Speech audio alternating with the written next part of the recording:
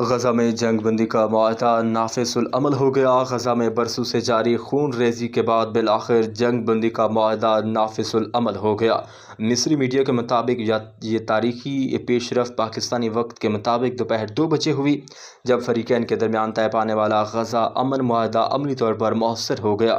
مصری نشریاتی ادارے القاہرہ T V نے اپنی رپورٹ میں بتایا کہ معاہدے کے نفاذ کے بعد غزہ میں فائر بندی اور فوجی کارروائیوں کا سلسلہ رک گیا۔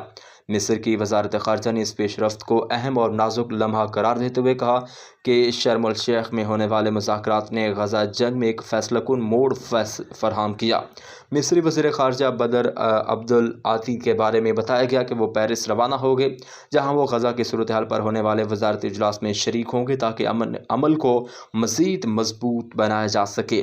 ادھر اسرائیلی وزیر اعظم کے دفتر نے بیان میں کہا کہ جنگ بندی آج شام اسرائیلی حکومت کی باضابطہ توثیق کے بعد نافذ العمل ہوگی۔